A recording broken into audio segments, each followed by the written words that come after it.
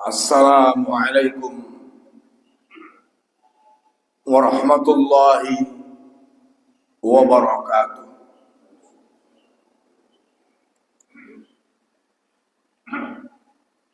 Innal hamdalillah nahmaduhu wa nasta'inuhu wa nastaghfiruh wa na'udzu billahi min shururi anfusina wa min sayyiati a'malina.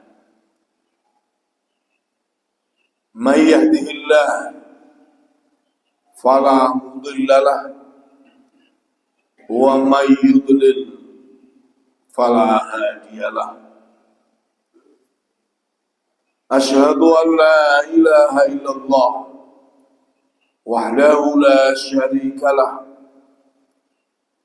wa asyhadu anna Muhammadan abduhu wa rasuluh. Allahumma salli ala Muhammadin wa ala alihi wa ashabihi ajma'in. Amma ba'd. Bapak-bapak, ibu-ibu dan saudara-saudara sekalian, rahimakumullah. Marilah kita senantiasa bersyukur kepada Allah Subhanahu wa taala. Sebagaimana Allah Subhanahu wa taala senantiasa memberikan nikmatnya, karunia-Nya, rahmat-Nya dan juga maghfirah-Nya kepada kita semuanya. Kalaulah tidak ada nikmat karunia dan juga ampunan dari Allah Subhanahu wa taala, niscaya kita akan menjadi orang yang sengsara baik di dunia maupun di akhiratnya. Salawat dan salam semoga terus tercurahkan kepada Nabi kita Muhammad sallallahu alaihi wasallam, keluarganya, para sahabatnya dan umatnya yang setia mengikuti sunnah-sunnahnya. Bapak-bapak, ibu-ibu dan saudara-saudara sekalian, rahimakumullah.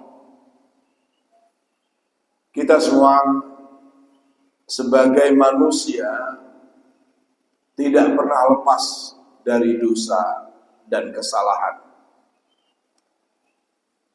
Terkadang kita lalai dalam ibadah, tergelincir dalam maksiat atau menunda kebaikan. Namun Allah Subhanahu wa taala yang Maha Pengasih tidak menutup pintu ampunannya, tidak menutup pintu maghfirahnya, bahkan selalu menyeru kita untuk kembali kepadanya dan selalu menunggu kita agar bertobat kepadanya, dan tobat itu akan diterima selama kita belum sakaratul maut atau selama matahari belum terbit dari arah barat menjelang hari kiamat. Dalam Al-Quran Allah berfirman di antaranya, ya ayyuhalladzina amanu tubu ilallahi taubatan nasuha. Wahai orang-orang yang beriman, bertobatlah kepada Allah Subhanahu wa taala dengan taubat yang sebenar-benarnya. Dan masih banyak lagi ayat-ayat yang memerintahkan kita agar bertobat. Pada pagi ini kita kaji mengapa kita harus bertobat. Padahal sudah barangkali kelihatannya sudah ibadahnya banyak. Kenapa harus bertobat dan diperintahkan dalam Al-Quran dan hadis dalam sekian banyak ayat-ayatnya?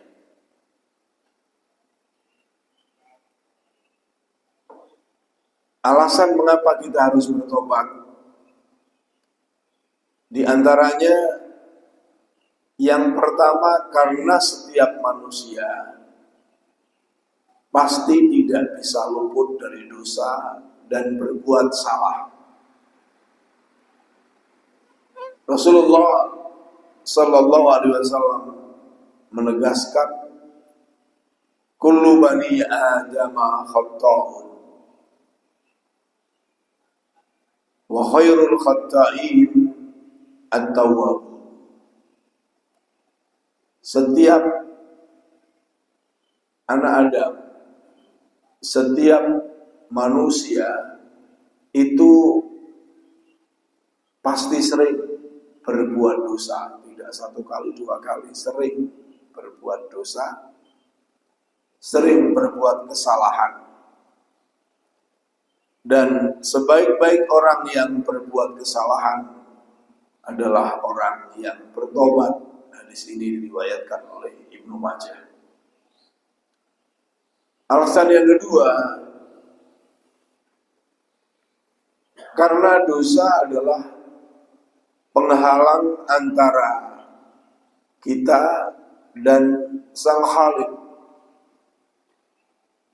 menghalang antara kita dengan Allah Subhanahu wa Ta'ala. Ketika kita banyak berdosa, maka sulit untuk berkomunikasi dengan Allah Subhanahu wa Ta'ala. Maka lari dari hal yang membuat kita jauh dari Allah adalah suatu keniscayaan, sesuatu yang harus kita lakukan, karena kita hidup ini inginnya adalah dekat kepada Allah Subhanahu wa Ta'ala. Allah berfirman, yamhaqullahu riba wa yurbis sadaqat wallahu la yuhibbu kulla kafarin athim. Allah menghilangkan keberkahan dari riba dan menyuburkan sedekah, menyuburkan sedekah. Allah tidak menyukai setiap orang yang kufur lagi bergelimang dengan dosa. La yuhibbu kulla kafarin athim. Dalam ayat lain juga Allah mengatakan, innallaha la yuhibbu kulla khawanin kafur. Sesungguhnya Allah tidak mencintai orang-orang yang pengkhianat, orang yang suka mengkhianat, para pengkhianat, dan orang-orang yang sangat ingkar kepada Allah Subhanahu wa Ta'ala. Maka ayat ini menunjukkan bahwa pelaku dosa tidak dicintai oleh Allah. Dan ketika tidak dicintai oleh Allah, maka akan kehilangan keberkahan dalam hidupnya. Ya, keberkahan hidupnya hilang. Berkah sering kita sampaikan artinya adalah kebaikan, subutul khair, tetapnya kebaikan, wa ziyadatuhu, dan tambahnya kebaikan itu. Nah, ketika kita hidup ini penuh dengan dosa, maka hidupnya tidak ada baiknya. Tidak untuk dirinya, tidak untuk masyarakatnya, apalagi untuk akhiratnya jauh lagi. Dan ketika orang itu sudah berbuat dosa dan tidak segera bertobat, maka akan ditambah dosa-dosa yang lain. Sebagaimana digambarkan oleh Rasulullah bahwa setiap hamba, setiap manusia apabila melakukan suatu dosa, maka akan diberi noda hitam dalam hatinya. Jika ia bertobat, meninggalkan dosa itu dan memohon ampun, maka hatinya akan bersih kembali, akan berkilau kembali. Jika ia menambah dosanya, maka bertambahlah noda hitam itu hingga menutupi seluruh hatinya, hatta ya'lu'a qalbahu. Itulah ran yang disebutkan dalam firman Allah Subhanahu wa taala, kalla bal rana ala qulubihim ma kanu yaksibun. Sekali-kali tidak. Bahkan apa yang mereka kerjakan itu telah menutup hati mereka, atau hati mereka telah berkarat disebabkan oleh perbuatan-perbuatan dosa yang dilakukan. Di samping itu juga Rasulullah menegaskan dalam hadis yang diriwayatkan oleh Imam Ahmad, sesungguhnya seseorang hamba atau seorang manusia dihalangi dari rizki karena dosa yang dilakukannya. Artinya tentunya dihalangi berkah rizkinya, dihalangi rizki yang halal karena dosanya. Mungkin rezekinya banyak, akan tetapi itu yang berbentuk istidraj dihulu oleh Allah Subhanahu wa ta'ala, bukan karena pemberian yang akan membawa barokah tadi, akan tetapi membawa kecelakaan di dunia maupun di akhiratnya nanti. Sehingga dari ayat dan hadis tadi dapat kita simpulkan, dosa tidak hanya menjauhkan dari Allah, tetapi juga menghalangi turunnya rezeki yang halal dan turunnya keberkahan di dalam hidup, di dalam umurnya, di dalam rezekinya, di dalam ilmunya, dan lain-lainnya. Yang ketiga, karena dosa juga akan menghalangi manusia dari surga, yang akan juga menghancurkan manusia. Maka otomatis karena manusia hidup ini tujuan utamanya adalah untuk nikmat di akhirat, ya mestinya dia harus meninggalkan apa yang menyebabkan kenikmatan akhirat itu tidak tercapai. Allah Subhanahu wa ta'ala berfirman, walladzina idza fa'alu fahishatan aw dhalamu anfusahum dzakarullah fastaghfaru lidzunubihim wa may yaghfiru dzunuba illallah wa lam yusirru ala ma fa'alu wa hum ya'lamun.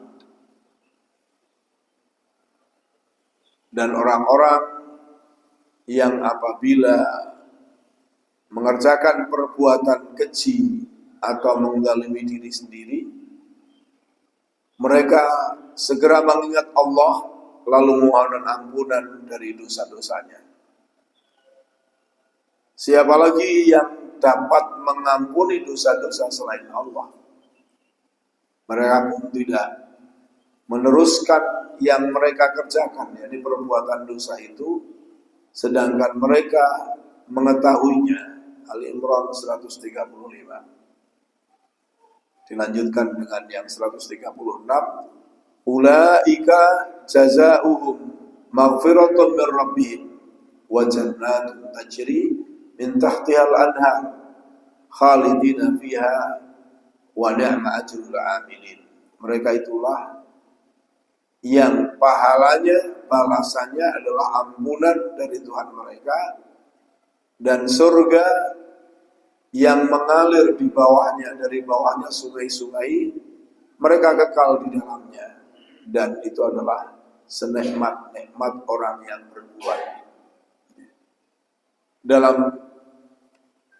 pemahaman atau dalam cara memahami teks dari Al-Quran maupun hadis Rasulullah Sallallahu Alaihi Wasallam, nas Al-Quran atau hadis Rasulullah Sallallahu Alaihi Wasallam itu ada di dalam buku usul fikih, ya, bahasan usul fikih, ada mafhumul muwafaqah dan mafhumul mukhalafah. Mafhumul muwafaqah itu adalah pemahaman terhadap teks yang maknanya seidentik, hampir sama dengan yang ada di dalam teks. Misalnya dalam Al-Quran ada wala taqul lahuma uffin.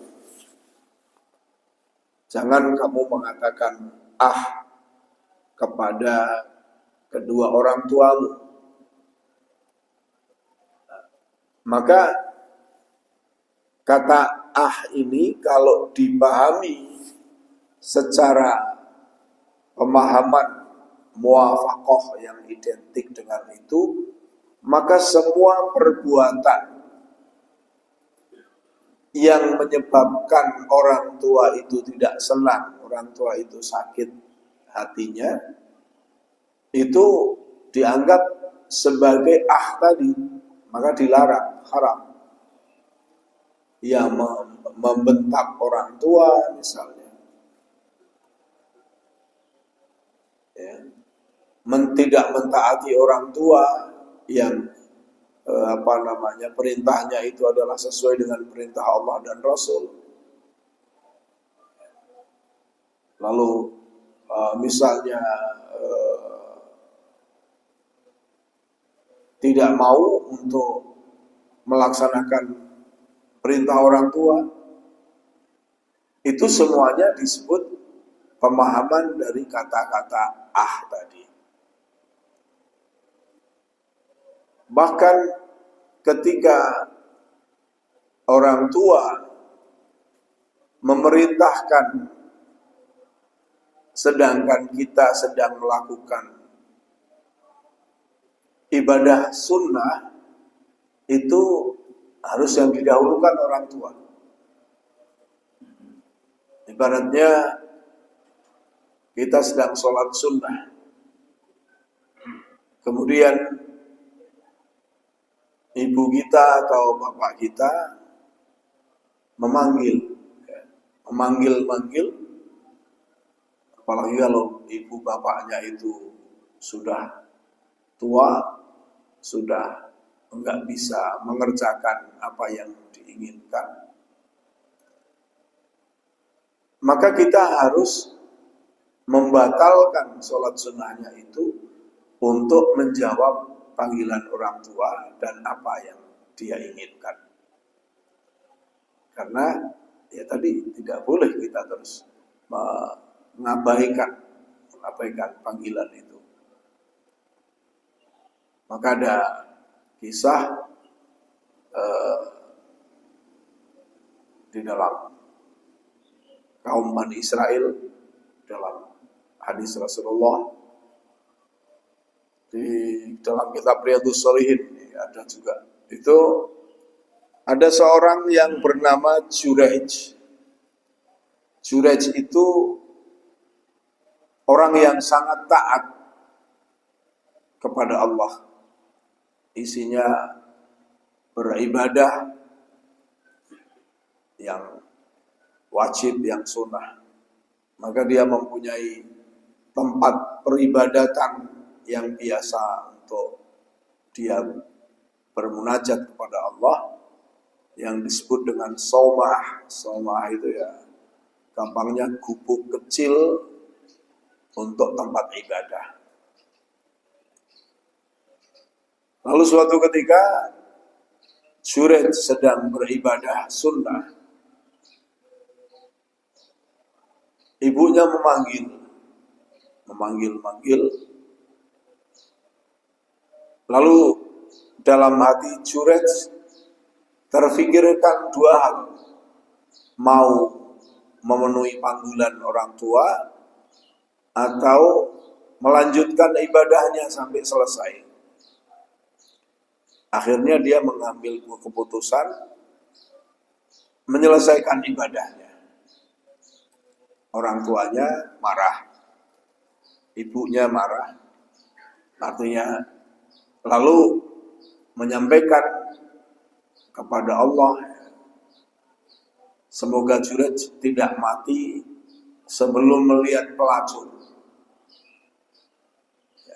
Jadi Juraij akan melihat pelacur. Padahal Juraij sangat menjaga matanya dari hal-hal yang maksiat. Maka akhirnya jengkelnya orang tua berdoa kepada Allah tadi dikabulkan. Juraij difitnah.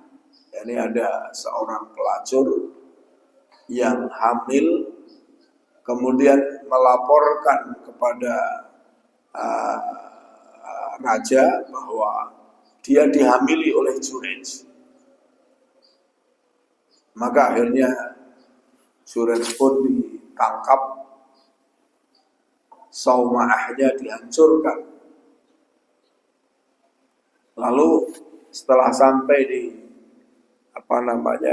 depan raja, ya, diadili, Juraij hanya berkata, coba tanyakan pada bayi yang masih ada dalam kandungan, siapa bapaknya. Maka bayi itu mengatakan bahwa bapaknya adalah seorang penggembala di sawah. Maka saat itu tentunya raja sudah percaya, ingin membangun kembali shaumahnya dari emas. Maka Juraij mengatakan, tidak usah dibangun dari emas, cukup dikembalikan seperti semula. Ya. Pelajarannya apa dari kisah ini? Yang pertama adalah doa orang tua pada anak itu sangat dikabulkan oleh Allah. Karena itu bagaimanapun jeleknya anak, jangan didoakan yang mencelakakan. Jangan didoakan yang tidak baik. Doakan yang baik. Doakan yang baik. Sehingga kalau dikabulkan oleh Allah, kebaikanlah yang didapatkan. Yang kedua, orang atau anak yang dalam kandungan atau masih kecil itu bisa berbicara dengan seizin Allah Subhanahu wa taala. Tapi kalau dalam syarah hadis itu mengatakan hanya 4 yang bisa berbicara, yang zaman sekarang tidak ada. Yang pertama adalah Nabi Isa alaihissalam. Ya, itu berbicara sejak masih bayi dalam kandungan. Kemudian itu Juraij tadi. Kemudian lagi adalah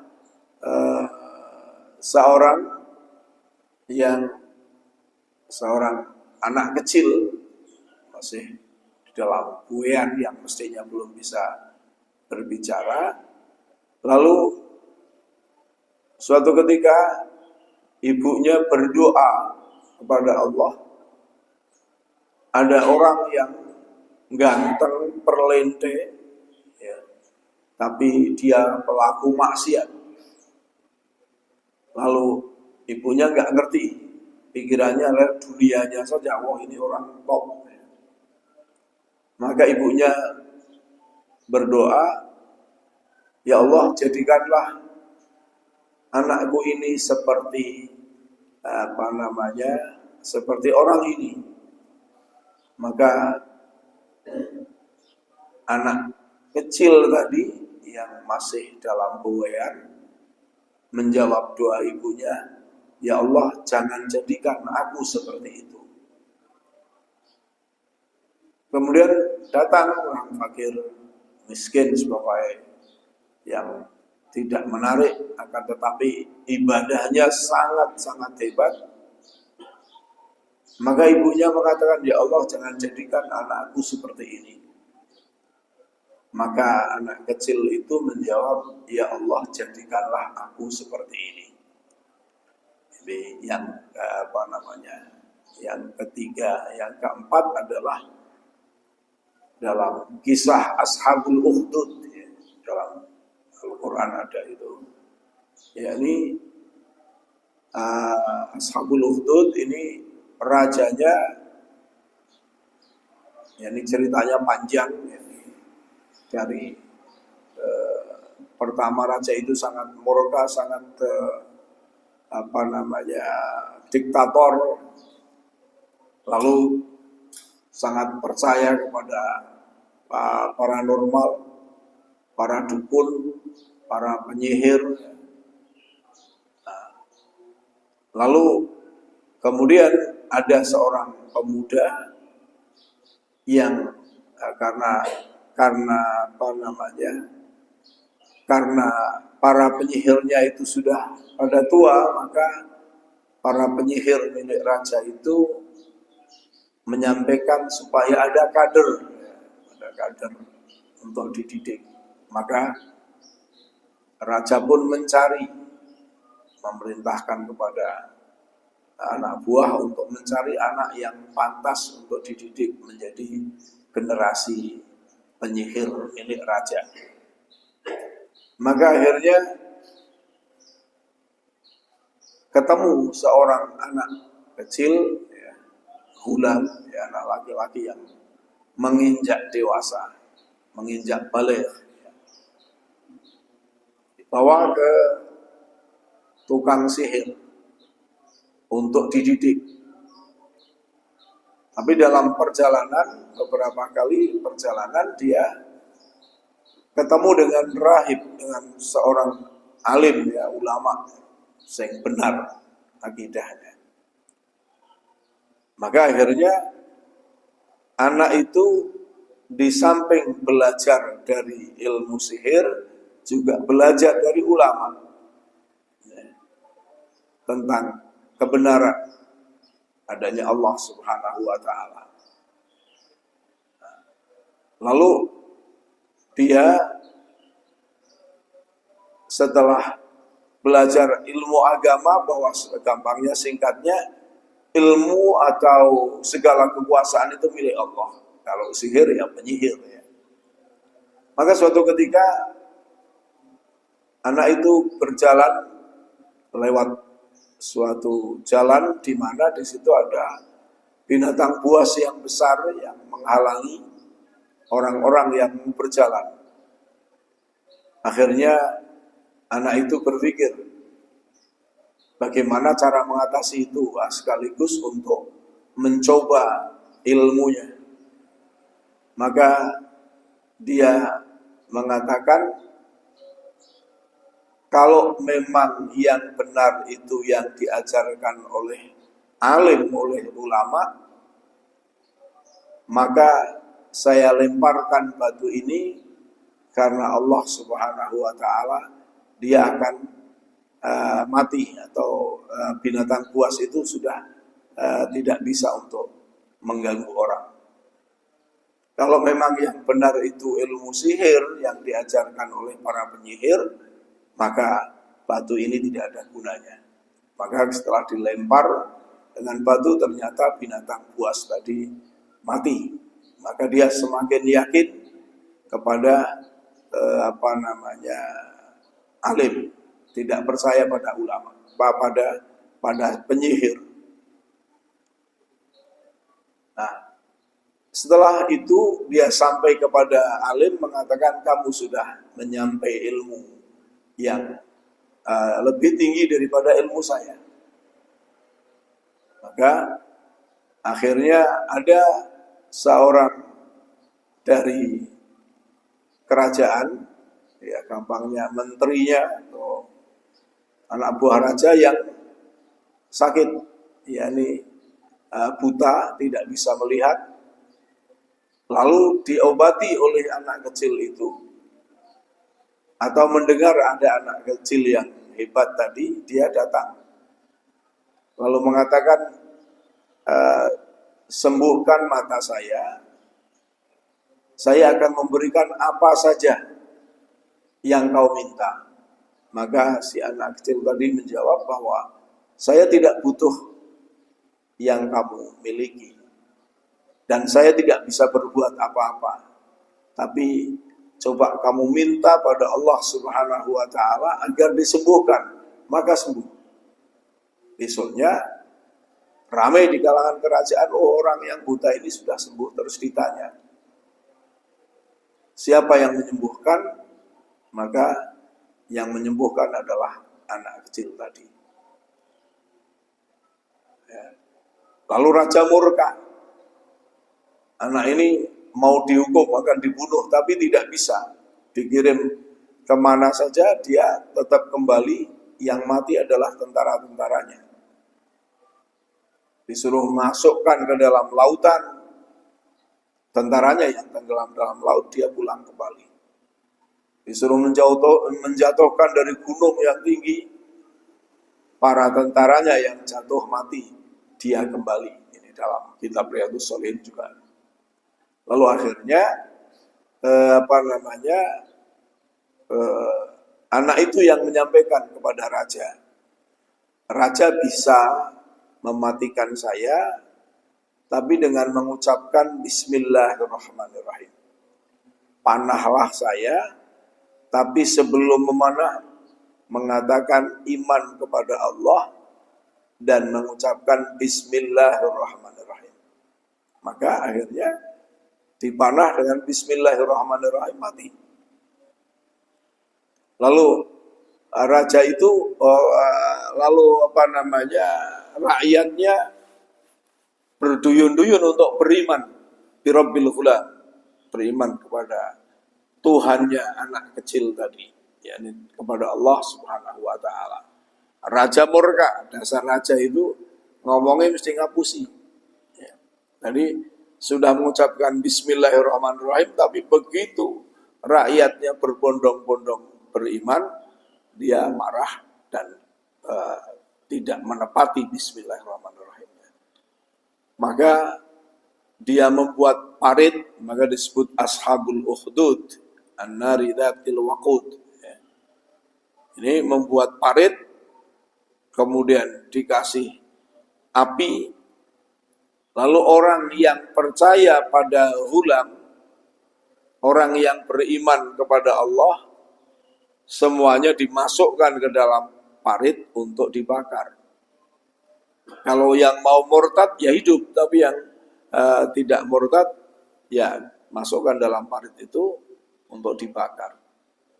Nah, salah satu dari sekian banyak orang yang mau beriman, yang beriman tadi, ada seorang ibu yang menggendong anaknya yang masih bayi. Lalu ibunya ragu, mau masuk ke parit mempertahankan iman atau mengikuti rajanya yang akhirnya musyrik, kufur. Ragu, karena apa? Si ibu tadi ragu bukan untuk dirinya tadi, tapi anaknya yang masih kecil itu. Maka anaknya yang masih bayi itu berkata, ibu jangan ragu, masuk saja. Itulah 4 anak kecil yang bisa, 4 bayi ajaib yang bisa bicara. Lain itu tidak ada menurut hadis itu. Oke. Jadi kembali ada mafhumul muwafaqah tadi, kemudian ada mafhumul mukhalafah. Mafhumul mukhalafah ini adalah pemahaman yang terbalik dari kebalikan dari teks. Misalnya, wala taqul lahuma uffin, jangan kau berkata kepada orang tua, maka pemahamannya adalah supaya berkata yang baik. Berarti berkata yang baik pemahamannya. Lah di sini kembali ke ayat tadi bahwa orang yang memohon ampunan kepada Allah akan diberi surga dan maghfirah. Yani siapa yang terus-menerus berdalam tobat ya, akan diberi kebaikan. Maka mafhumul mukhalafahnya, pemahaman terbaliknya adalah jika seorang terus-menerus dalam dosa tanpa tobat, maka dia akan terhalang dari ampunan Allah, akan terhalang dari surga yang dijanjikan Allah Subhanahu wa ta'ala. Kemudian yang keempat yang menyebabkan orang itu harus bertobat. Mengapa harus bertobat? Yani jika ada manusia yang tidak melakukan dosa, artinya ada orang yang mengatakan saya tidak pernah melakukan dosa, maka bisa dipastikan dia pernah berkeinginan untuk melakukan dosa. Jika orang itu mengatakan saya tidak pernah berkeinginan untuk melakukan dosa, pasti ia pernah lalai dari mengingat Allah Subhanahu wa ta'ala.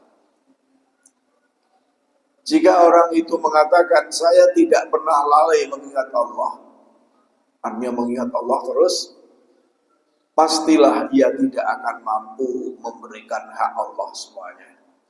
Artinya hak Allah apa? Hak Allah untuk disembah dan tidak disekutukan dengan suatu apapun. Di antaranya menyembah Allah, beribadah kepada Allah adalah bersyukur di antaranya. Orang tidak akan bisa mensyukuri seluruh nikmat yang diberikan Allah. Padahal syukur itu merupakan perintah, merupakan kewajiban. Tapi tidak semua nikmat yang kita terima itu mampu kita syukuri. Kita contohkan, kalau nafas itu setiap hari kita bernafas sekian kali, sekian ribu kali. Kalau 1 detik itu bernafas, 1 menit itu bernafas 2 kali, berarti 1 jam 120 kali.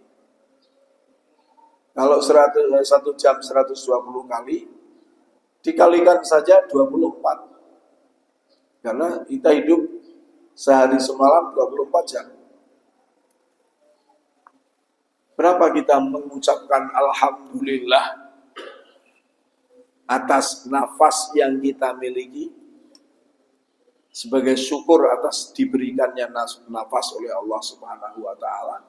Barangkali tidak merasa mensyukuri kok masih bisa bernapas dengan lancar, itu pun tidak. Itu dianggap itu adalah sesuatu yang biasa saja, rutinitas. Tidak merasa itu nikmat Allah. Maka dari itu, kesalahan manusia itu pasti ada. Nggak ada orang yang selamat. Minimal tadi tidak memberikan hak Allah secara utuh. Ya. Maka semuanya itu butuh ditutup dengan taubat. dengan mohon ampunan kepada Allah Subhanahu wa taala. Yang kelima, karena Allah taala memerintahkan kita bertobat. Sekian banyak ayat Al-Qur'an yang menegaskan, di antaranya yang tadi kita sampaikan, ya ayyuhalladzina amanu tubu ilallahi taubatan nasuha. Asa rabbukum ayyukaffira ankum sayyi'atikum wa yudkhilkum jannatin tajri min tahtihal anhar yauma la yudkhillahu alladzina annabiyya walladzina amanu ma'ah nuruhum yas'a baina aydihim wa bi aymanihim yaquluna rabbana atmim lana nurana waghfir lana innaka ala kulli syai'in qadir. Wahai orang-orang yang beriman, bertaubatlah kepada Allah dengan taubat yang semurni-murninya. Mudah-mudahan Tuhanmu akan menghapus kesalahan-kesalahanmu dan memasukkanmu ke dalam surga yang mengalir di bawahnya sungai-sungai. Pada hari ketika Allah tidak menghinakan Nabi dan orang-orang yang beriman bersama dia, sedang cahaya mereka memancar di hadapan dan di sebelah kanan mereka, seraya mereka berkata, ya Tuhan kami, sempurnakanlah untuk kami cahaya kami, dan ampunilah kami, sesungguhnya Engkau Maha Kuasa atas segala sesuatu. Dari ayat ini, otomatis banyak pelajaran. Yang pertama adalah kewajiban untuk taubatan nasuha. Taubat yang semurni-murninya, taubat yang sebenar-benarnya. Yang kedua, rahmat Allah lebih luas dari dosa kita. Allah menjanjikan bahwa taubat yang benar dapat menghapus dosa-dosa dan menggantikannya dengan kebaikan. Maka ini bisa menjadi harapan bagi setiap kita, setiap muslim, agar tidak berputus asa dari rahmat Allah. Juga ayat tadi memberikan gambaran balasan bagi orang-orang yang bertobat, yakni dijanjikan surga, dihapus dosa-dosanya. Yang keempat, yakni kemuliaan pada hakikatnya adalah hari kiamat. Kalau kita dimuliakan di hari kiamat, itulah mulia yang sesungguhnya.